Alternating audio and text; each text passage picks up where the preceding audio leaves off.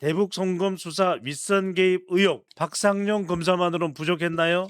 특검에서 대북 송금 수사 윗선 대북 송금을 수사해야 되는데 대북 송금 수사한 윗선 개입 의혹 수사에 착수했다고 합니다.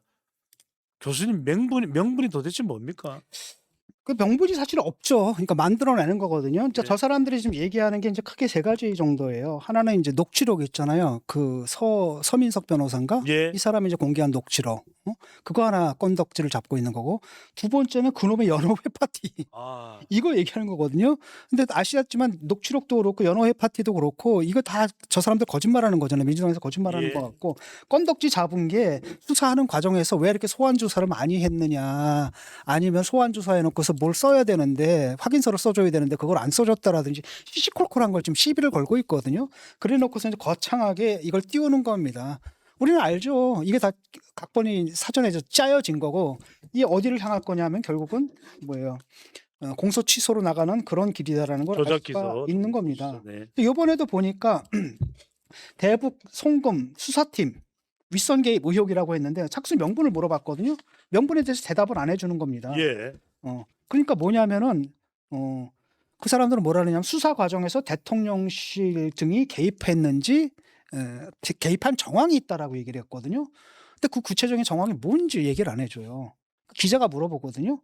그러니까 수사팀과 대통령실 사이에는 보고 과정이라는 게 있지 않습니까? 근데 그 보고 과정이라는 게 뭔가 통상적이지 않았다는 취지인가? 라고 했더니 그런 부분은 말씀드릴 수 없습니다. 하지만 추후에 오늘 한 말이 무엇인지 확인될 것입니다. 이렇게 얘기했거든요. 예. 이걸 내 말로 옮길까요? 지금은 없지만 우리가 만들어내겠습니다. 이거예요 지금. 아니 이걸 만들려면은 애초에 뭐 근거가 있어야 될 거 아니에요. 명확한 근거가 이런 게 나왔다. 그러니까 수사가 필요하다라고 해야 되잖아요. 근데 그게 아니라 말씀드릴 수 없습니다.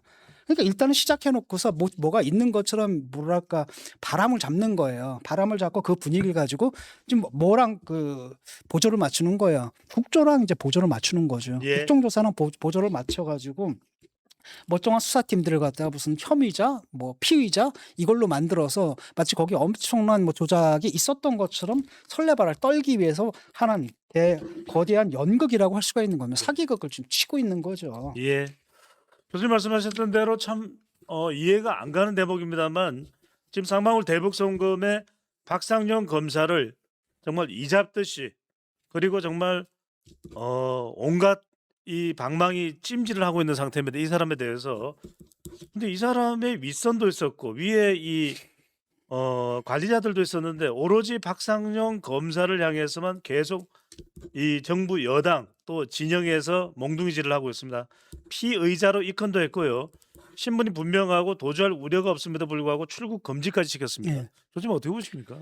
그러니까 피의자를 몰아가겠다라는 얘기죠. 그러니까 어떤 식으로든 꼬투리를 잡아가지고 기소까지 하겠다. 그래서 피의자는 만들어 놓겠다라는 거예요. 그래야지 자기들이 이제 조작 기소다라는 것을 주장하기 쉬워지거든요. 그렇게 넘어가는데 그 서민석 그 변호사의 그 녹취록을 한번 여러분 읽어보십시오. 그 MBC에서 공개했잖아요, 이 바보들이. 예. 바보들이 그걸 왜 공개했냐면 맥락이 좀 다르더라고요. 그건 서민석이 누구죠? 그 작고하신 누구예요? 그 이해찬까지 잡으려고 했다. 뭐 이런 걸 보여주려다가 예. 바보같이 다 공개를 했거든요. 다 공개를 했는데 대화가 쭉 이어져요. 서민석 변호사하고 그다음 박성현 검사 사이 계속 대화가 이어지거든요. 그러다 네 군데에서 갑자기 서민석 말이 사라져 버려요. 네 군데에서 아이고. 빵빵빵빵. 거기에 핵심이 있다는 얘기죠. 예. 그거 공개를 못한 거거든요. 아. 그러니까 보통 언론사 같은 경우에 그래서 본인이 그 부분은 공개 못하겠다라고 하면 이건 까면 안 돼요. 그렇죠? 그걸 확인해야지 보도할 수 있는 거 아니겠습니까? 그러니까요. 예를 들어 가지고 축구를 하는데 A팀과 B팀인데 4대 1로 졌어. 예. 그것도 편집을 하게 되면 1대 0으로 이긴 걸로 만들 수가 있죠. 그렇잖아요. 딱 네 군데가 졌더라고. 네. 근데 그 네 군데를 빈대를 보게 되면 결국은 뭐냐면은 그 이화영을 종범으로 만들고 싶은 거야. 지금 공범으로 돼 있잖아요. 공범으로 돼 있는데 종범으로 만들고 싶은 거예요. 예. 근데 심지어는 뭐냐 방조범으로 만들어 달라는 거지. 우리가 협조할 테니까. 그런데 문제는 뭐냐? 그러려면 어떻게 되는 겁니까? 네가 종범이 되려면 논리적으로 이재명이 뭐가 돼야 돼요? 주범이 돼야 되는 거잖아요. 맞습니다. 그럼 그런 거기에 대한 뭐 진술을 해야지 그것도 해줄 텐데 거기에 대한 진술을 안 하면서 무조건 종범을 해달라는 게 논리적으로 말이 되느냐. 그래서 그걸 거절하는 내용이거든요. 거절하는 내용입니다. 그다음에 거기에 보면 뭐 제보자 이런 얘기가 나오는데 그걸 딱 보니까 주범이라는 걸 갖다가 계속 자백은 하고 싶은데 민주당 쪽에서 굉장히 압박이 심했던 것 같아요. 그러니까 심지어 뭡니까 제보자 공익 제보자처럼 해서 자기 신분을 보호해달라는 그런 얘기까지 행간에 읽히거든요. 예. 그래서 그 네 군데 비어 있는 거, 거 침묵한 거, 그러니까 서민석 변호사가 침묵한 또는 삭제한 그 네 군데, 그 네 대목 거기에 사태 본질에 걸려 있는 겁니다. 그러니까 거기 나오니까 표현만 가지고 이제 그거 가지고 막 공격을 해대는데 사실은 그 네 군데 비어 있는 그 부분이 진실이 숨어 있는 거거든요. 이걸 가지고 뭐 회유를 했다 이건 있을 수가 없는 겁니다. 예. 거기 그걸 가만 내용을 보게 되면 저쪽에서 먼저 제안을 한 거잖아요. 서민석이 제안을 딱 했는데 당신의 제안이 법리적으로 말이 안 된다는 얘기를 하고 있는 것뿐이에요. 근데 그걸 가지고 회유를 하려고 했다. 근데 회유한 것도 아니거든요. 거기서 그 박상영 변호사가 검사가 뭐라고 얘기를 하냐면은 차라리 그냥 다 부정했으면 좋겠다. 그럼 나도 빨리 끝나고 그다음에 또 서민석 변호사가 뭐라 그러냐면 나도 처음에는 국정원 문건을 보기 전까지는 8만 달러가 다 무죄인 줄 알았다. 예. 근데 자기가 딱 읽고 나니까 뭐예요? 800만 달러. 800만 달러. 800만 달러고 읽고 나니까 이거는 빠져나갈 수 없다는 걸 자기도 알았다는 걸 자기 입으로 얘기를 해요. 그때 박상현 검사가 뭐냐 그거 말고도 쌍방울 회의록이 있습니다. 그걸 보게 되면 제3자 뇌물까지 성립이 가능합니다. 이렇게 얘기를 하거든요. 예. 그러니까 증거 조작된 게 아니에요. 그러니까 거기서 보게 되면 나중에 뭐냐면 나도 편하겠다. 빨리 좀 그냥 아니라고 차라리 해버려라. 몽땅 다 부정해라. 그럼 나는 그냥 빨리 사건 끝낸다. 그런데 당신 뭐냐 아니라고 하는 것도 아니고 또 기라고 하는 것도 아니고 계속 미적미적 끌어가지고 나도 골치 아프다는 얘기를 하고 있거든요. 예. 근데 바로 이제 그런 맥락을 가지고 이 사람들이 왜곡을 시킨 거죠. 그다음에 뭐 그 연호회 파티? 그건 누군가요? 무슨 회장이 그걸 봤다고 얘기한 거 아닙니까? 그 검사실에서 거나하게 연호해 놓고 술 파티 벌이는 걸 내가 봤다라고 했는데 김성태 쌍방울 전 쌍방울 회장을 말씀하시네요. 아니요. 그 사람 말고 딴 사람이 봤다라고 얘기했거든요. 근데 문제는 뭐냐면 날짜를 조사해 보니까 그 사람은 그 시간에 그 날짜에 구치소에 있었어요. 네.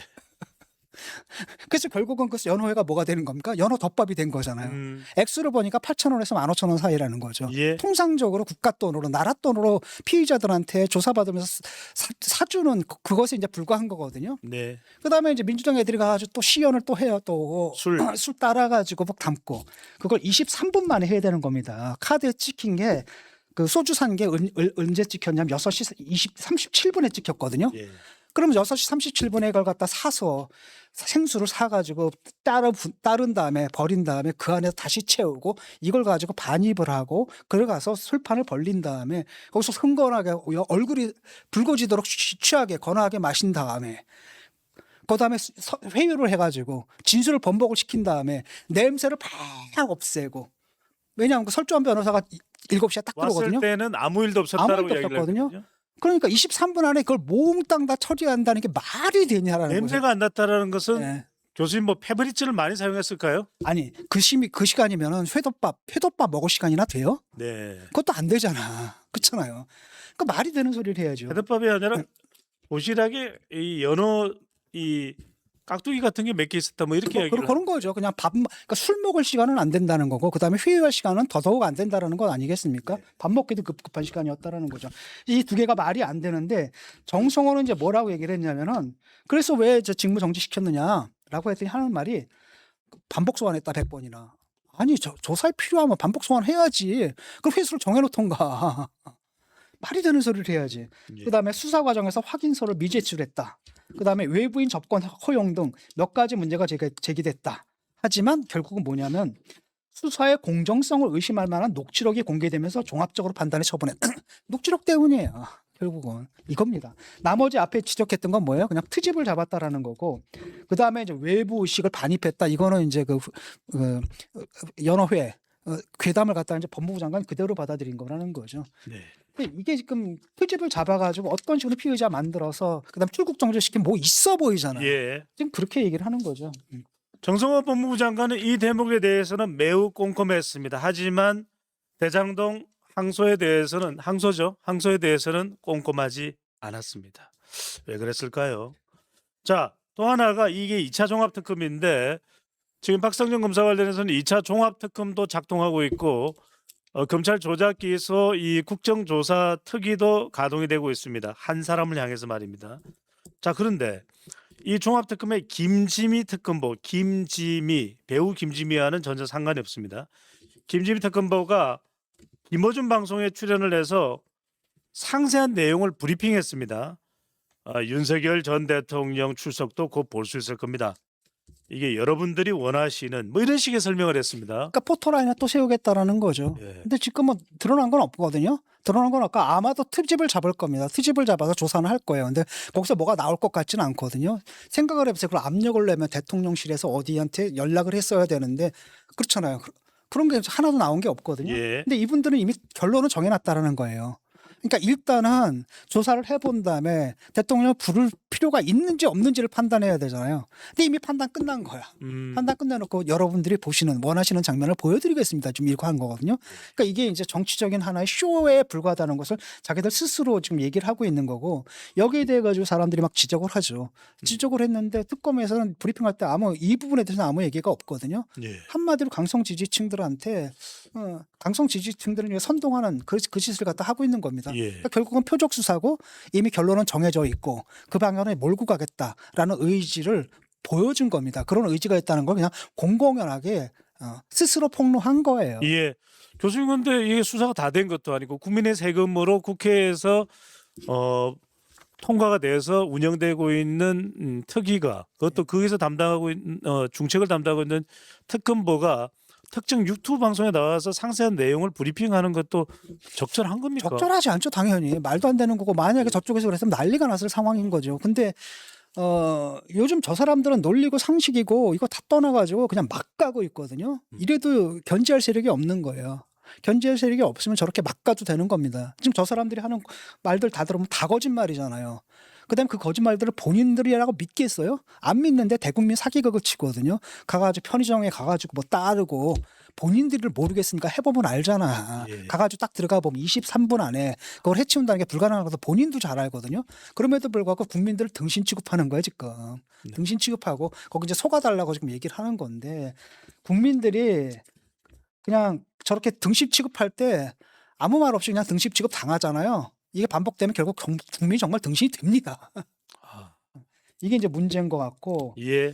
결국은 그 정청래가 이게 그 박상용 검사가 그 제보를 받았다고 얘기를 했거든요. 예. 이미 다 짜 있어요. 시나리오가 다 짜 있는 겁니다. 어떤 식으로 시나리오가 짜 있는 거냐면은 이제 정청래도 그 얘기 하지 않습니까?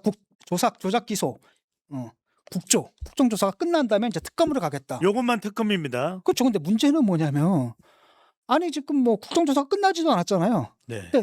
끝난 다음에 결과를 가지고 특검을 갈 건지 안 갈 건지 판단해야 되는데 이미 특검을 간다라고 방향을 정해놓은 거예요. 각본 있는 드라마입니다. 각본이 정해진 겁니다. 그럼 특검을 만들려면 또 특검을 도입하려면 뭘 만들어야 돼요? 특검법을 만들어야 되잖아. 아, 근데 그 특검법에다가 구절을 넣는다라는 겁니다. 어떤 구절을 넣냐면은 특검의 조사 결과 조작 기소의 증거가 나오면 흔적이 나오면 공소를 취소할 수 있다라는 구절을 딱 넣겠다라는 거예요. 아, 그러니까 이거 끝난 다음에 특검하고 거기서 말도 안 되는 걸 또 트집 잡아가지고 이게 증거라고 얘기를 하겠죠. 네. 그다음에 나중에 이제 법원에서 다 기각당하겠지만 그럼에도 불구하고 무리하게 또 기소까지 하겠죠.